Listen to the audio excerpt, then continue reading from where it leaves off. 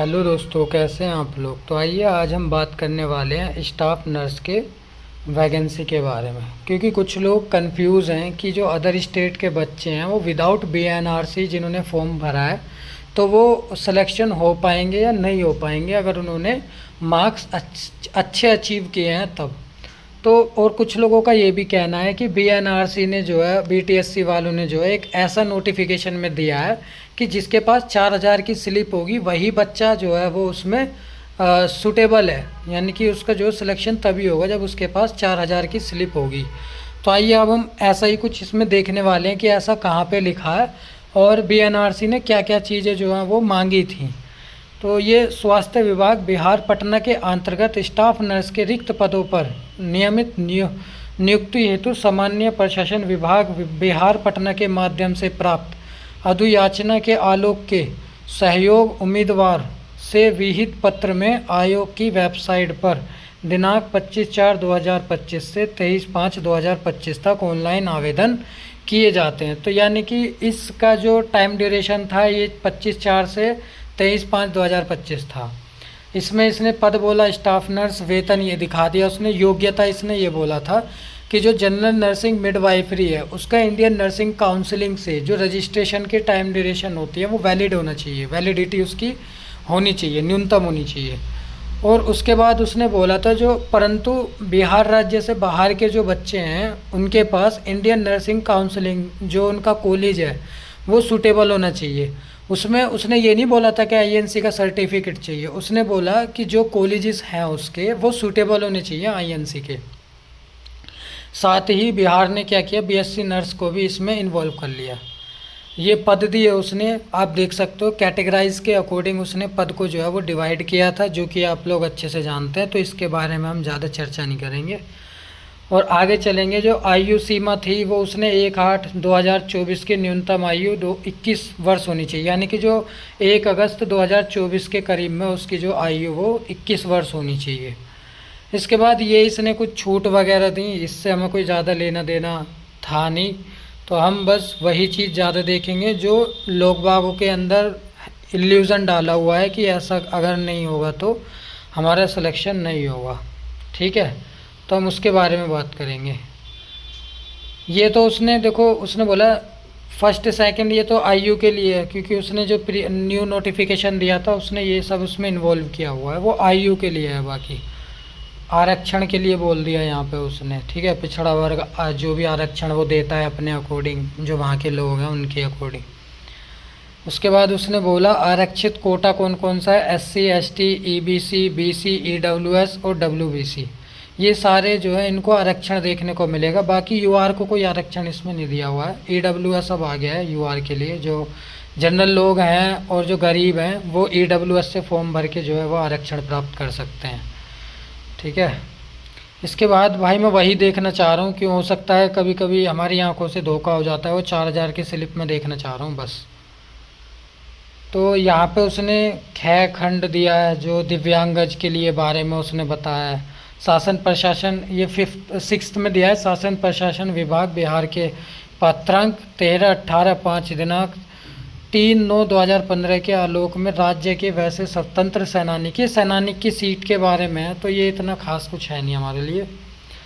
ठीक है भाई, आगे चलते हैं और देखते हैं ये उसने क्या किया। उसने जो है वो उसकी फ़ीस थी फॉर्म की, ठीक है, 150 रुपये, जिसमें GST का शुल्क लग रहा था। अब मैं यार वो कहाँ है जो बच्चे आजकल कंफ्यूज हैं।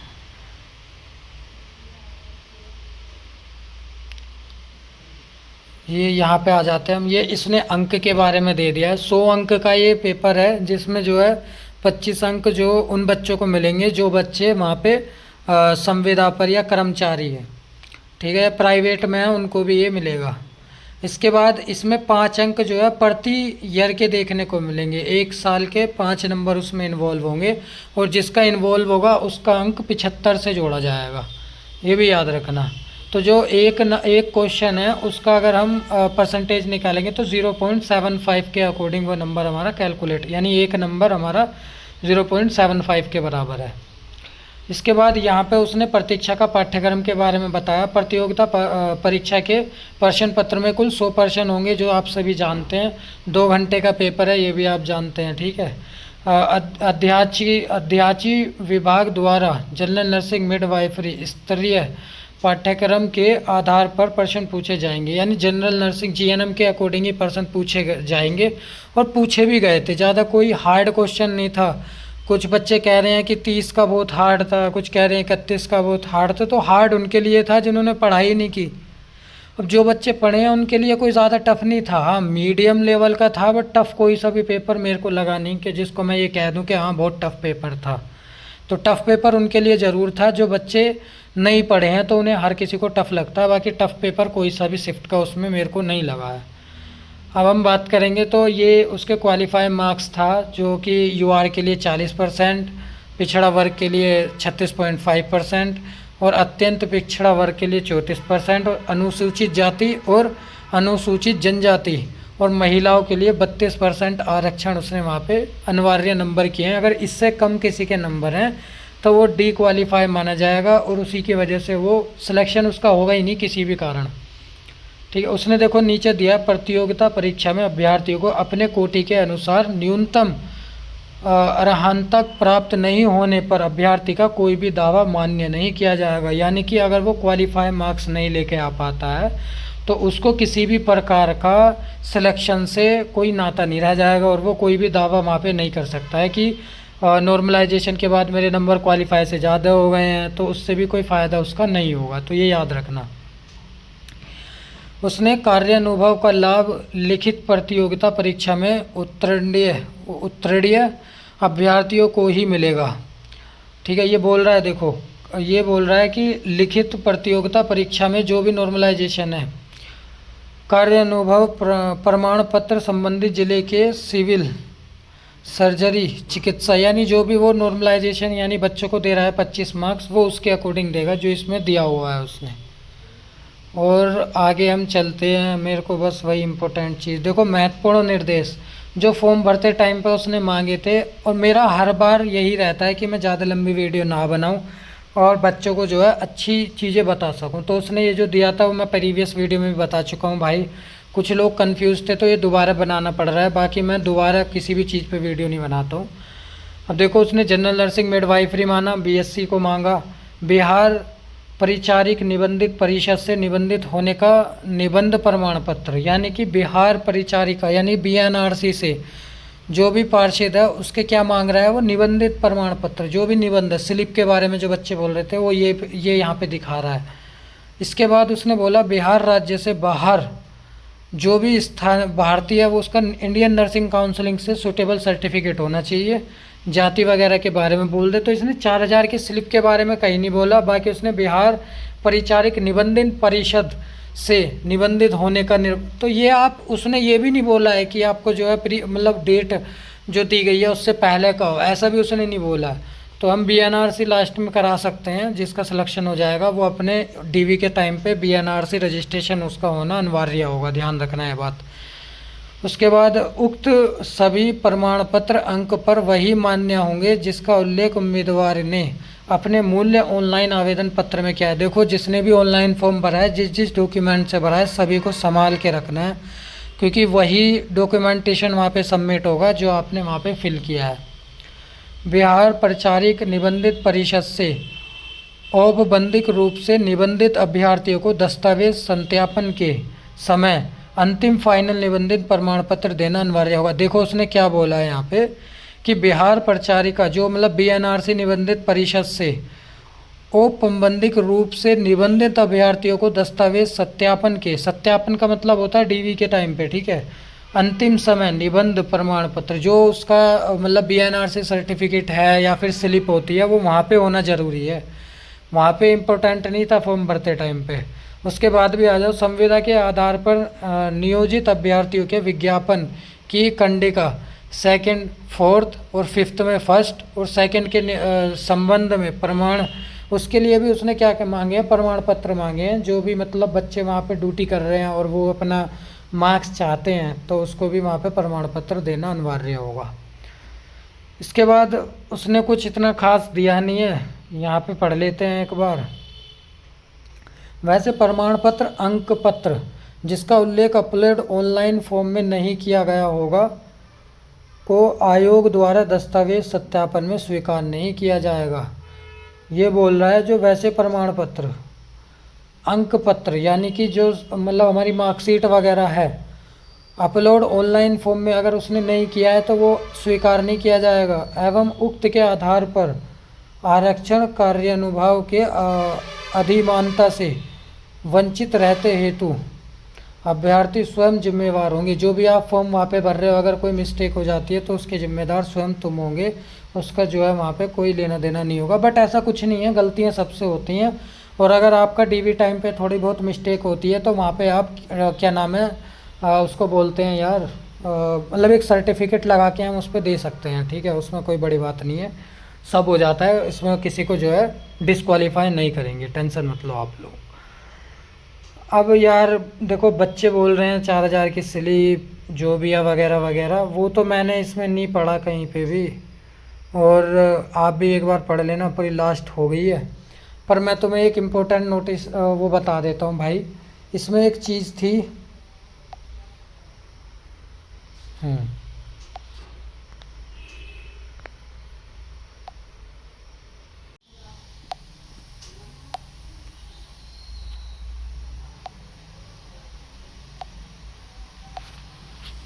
देखो दोस्तों, इम्पोर्टेंट जो है ना वो इसमें ये 6 नंबर है, जिसकी वजह से बच्चे जो है वो ये बोल रहे हैं कि मतलब उनका जो सिलेक्शन है वो नहीं होगा यदि उनका बीएनआरसी का सर्टिफिकेट नहीं है। तो ऐसा कुछ नहीं है। और इसमें भी कंफ्यूजन करने वाली ये तीसरा नंबर का है जो कंफ्यूज कर रहा है कि बिहार परिचारिक निबंधित परिषद से निबंधित होने का निबंध प्रमाण पत्र होना चाहिए। बट उसने ये भी नहीं लिखा है कि उसका जो सर्टिफिकेट है वो आपको फॉर्म में भरना है, ठीक है, वो चाहिएगा। बट उसने बाद में जो नोटिफिकेशन है वो मैं आपको पढ़ाऊँगा, उसमें आप बताना मुझे कि क्या ये सही है या गलत है। बट इससे पहले मैं आपको बताता हूँ भाई, ये जो लोग बोल रहे हैं ना कि डीवी के टाइम पे उन बच्चों को निकाल दिया जाएगा जिन बच्चों का सर्टिफिकेट बीएनआरसी से मतलब लास्ट डेट से पहले जिनका बीएनआरसी नहीं था, उनको डीवी के टाइम पे निकाल दिया जाएगा सभी बच्चों को जो अदर स्टेट के हैं। तो ऐसा कुछ नहीं है। मैं तुम्हें एक एग्ज़ाम्पल के तौर पे एक चीज़ बता देता हूँ। एक यूपीपीएससी है, सॉरी यूपीपीएससी है, उसने क्या किया था, एक वैकेंसी निकाली 2023 में, आप जाके सर्च कर लेना। उसमें जो है मैं मेन एग्ज़ाम में डिस्क्वालीफाई हो गया था, रिटन एग्ज़ाम था उसमें। तो उसके अंदर जो अदर स्टेट के बच्चे थे उन्होंने भी फॉर्म भरा होगा, तो उन्होंने यूपी लखनऊ से क्या करा रखा था, अपना वो नहीं करा रखा था, रजिस्ट्रेशन नहीं था उनका। तो उनका डीवी हुआ और डीवी के टाइम पे उसने उनको टाइम ड्यूरेशन दिया 3 मंथ का, कि 3 मंथ में आपका जो ये रजिस्ट्रेशन है वो चेंज हो जाए। बट उन बच्चों के पास स्लिप थी, तो स्लिप के साथ में उन्होंने एफिडेविट लगाने के बाद उन बच्चों का जो है एक्सेप्ट कर लिया गया था डीवी के टाइम पे। बट उसने 3 महीने का उनको समय दिया कि आपका जो है 3 महीने के अंदर अंदर आपको ये बीएनआर इसका यूपीपीएससी सर्टिफिकेट हो जाना चाहिए रजिस्ट्रेशन का। अब कुछ लोग ये बोल रहे हैं कि बीटीएससी जो है वो टाइम ड्यूरेशन नहीं देगा। भाई क्यों नहीं देगा? बीटीएससी का इंडिया से अलग है, आउट ऑफ कंट्री थोड़ी है। बीटीएससी भी जो है वो रूल फॉलो करता है आपका कोर्ट के अनुसार, और कोर्ट के अनुसार ये है कि जिस बच्चे का सिलेक्शन होता है तो उसको डीवी के टाइम पे आप डिस्क्वालीफाई नहीं कर सकते रजिस्ट्रेशन की वजह से। यदि उस बच्चे का रजिस्ट्रेशन आउट अदर स्टेट का है तो आप उसको समय दोगे कि वो अपना उस मतलब रजिस्ट्रेशन को कन्वर्ट करा सके। बट मेरी आप सभी से यही रिक्वेस्ट है कि आप इस स्लिप को ज़रूर बनवा लें डीवी से पहले। अगर आप इस स्लिप को बनवा लेते हैं तो एक एफिडेविट जो आप सभी लोग जानते हैं, उस एफिडेविट पे पूरा लिखा जाएगा कि मेरा जो है वो रजिस्ट्रेशन इस स्टेट का है और वो मेरा बीएनआरसी में मैं कन्वर्ट करा चुका हूँ, ये मेरी स्लिप है। और इस स्लिप के अनुसार मेरा जो सर्टिफिकेट है वो बीएनआरसी में इतने समय में हो जाएगा, तो मैं इतने समय के पश्चात अपना जो बीएनआरसी का रजिस्ट्रेशन है वो मैं यहाँ पे पक्का वाला जो है वो सबमिट कर दूंगा। तो ये ऐसे कुछ एफिडेविट पे लिखा जाएगा और आपका डीवी 100% श्योर हो जाएगा। जो बच्चे इस तरीके से कंफ्यूज हैं कि मेरा सिलेक्शन तो भैया अच्छे मार्क्स आ गए हैं पर मैंने बीएनआरसी नहीं कराया, अदर स्टेट से हूँ, तो मेरा क्या होगा, तो कुछ नहीं होगा, सिलेक्शन होगा आपका। और इसको कोई नहीं रोकता है। कोर्ट को आप जानते होंगे, कोर्ट के अंडर ही काम करती हैं सारी संस्थाएं। तो कोर्ट अलाउ करता है कि जिस बच्चे का सिलेक्शन हो गया उसको डीवी की वजह से, मतलब उसके रजिस्ट्रेशन की वजह से उसको जो है वो आप उसको खारिज नहीं कर सकते हो, उसको आप डिस्क्वालीफाई नहीं कर सकते हो, ठीक है। तो जिन बच्चों से भी ये जो अफवाह फैला रहे हैं कि उनका नहीं होगा, तो वो जल रहे हैं भाई तुम लोगों से। आप लोग अच्छा कर गए हो, आपने अच्छे मार्क्स अचीव किए हैं, तो वो लोग जल रहे हैं आप लोगों से कि यार ये आ जाएंगे तो हमारी सीट कम हो जाएंगी। और सीधी सी बात तो होगी भाई, आप लोग क्यों नहीं पढ़े। और जो बच्चे ये बोल रहे हैं कि कुछ लोगों का ये कहना है कि मतलब बहुत ज़्यादा टफ पेपर गया था, थर्ड का मतलब 31 का, 30 का, 1 का, मतलब बहुत शिफ्ट में हार्ड पेपर। तो हार्ड उन लोगों के लिए रहा है जो बच्चे पढ़े ही नहीं। जो बच्चों ने पढ़ाई की है उनके लिए मॉडरेट तो हो सकता है, मैं मॉडरेट मान सकता हूँ, बट हाई नहीं मान सकता। उन्होंने हाई नहीं बोला होगा। जो बच्चे पढ़े लिखे हैं उन्होंने उस पेपर को हाई नहीं बोला होगा, मॉडरेट बेशक बोला होगा परंतु हाई नहीं बोला होगा। जो बच्चे पढ़े ही नहीं है उनके लिए वो हाई है, बट जो बच्चे पढ़े उनके लिए वो मॉडरेट लेवल का पेपर था, कोई पेपर ज़्यादा टफ नहीं था। और मेरिट जो है वो मैंने तुम्हें बताई रखी है प्रीवियस वीडियो में। लोगों ने तो आंसर की आने के बाद बताई है, मैंने उससे पहले ही बता दी है। तो इस पूरी नोटिफिकेशन के अंदर जो लिखा है वो ये सब था, बट मैं तुम्हें एक न्यू नोटिफिकेशन बताऊंगा जिसमें उसने इन सारी चीज़ों को फेल कर दिया था। ये जो भाई चीज़ें हैं ना, ये इन सारियों को ही फेल कर दिया था उस नोटिफिकेशन ने। मैं तुम्हें उस नोटिफिकेशन के बारे में बताता हूँ।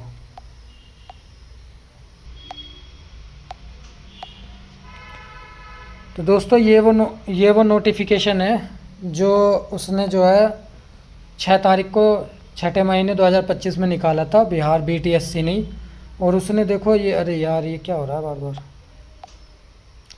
उसने ये बोला था, देखो मैं दिखा देता हूँ भाई तुम्हें, क्योंकि कुछ लोग जो कंफ्यूज है ना उनको कन्फ्यूज़न दूर होना चाहिए। देखो उसने इसमें बताया कि उक्त क्रम में दिनांक 16/5/2025 को पारित आंतरिक न्यायाधीश के, न्यायाधीश का क्या मतलब है भाई, न्यायाधीश का मतलब यही है कोर्ट का आदेश था। आलोक में स्वास्थ्य विभाग पटना, यानी BTSC भी अंडर काम करती है कोर्ट के। 22/5/2025 के आलोक में स्टाफ नर्स हेतु प्रकाशित विज्ञापन में विज्ञापन की कंडिका सेकंड में, देखो फर्स्ट और सेकंड में संशोधन करते हुए भारतीय नर्सिंग काउंसिलिंग से उपयुक्ता सूटेबल एवं बिहार नर्सिंग काउंसिलिंग से निबंधित प्रमाण पत्र के बिना भी आवेदन करने का निर्णय लिया गया। और जब किसी के पास ये है ही नहीं, BNRC जो बात कर रहे हैं, BNRC के बिना ही जब हम फॉर्म भरेंगे तो सीधी सी बात है भाई, डेट से पहले पहले हमारे पास नहीं था, जब हम फॉर्म भर रहे हैं तो इसका मतलब बाद में ही बनाना पड़ेगा। DV के टाइम पे जिस बच्चे का BNRC होगा उसका सिलेक्शन 100% है अदर स्टेट के बच्चों का। तो कोई भी इस चीज़ से ना डरें। और जो तुमसे कह रहा है इस नोटिफिकेशन को डाउनलोड कर लो, इस नोटिफिकेशन में साफ लिखा है कि जिसका BNRC DV के टाइम पर होगा उसका सिलेक्शन 100% श्योर है। तो दोस्तों कैसी लगी वीडियो कमेंट में ज़रूर बताना, किसके कितने मार्क्स हैं वो भी मुझे ज़रूर बताना। जो अदर स्टेट के हैं, बिहार के ठीक है भाई, आप लोगों ने अच्छा किया है नहीं किया वो आप जाने, पर जो अदर स्टेट के हैं भाई आप ज़रूर कमेंट करना, क्योंकि मैं उत्तर प्रदेश से बिलोंग करता हूँ। तो जो भी आसपास के हैं वो ज़रूर कमेंट में बताएं आपके कितने मार्क्स हैं, तो कमेंट ज़रूर करना। धन्यवाद।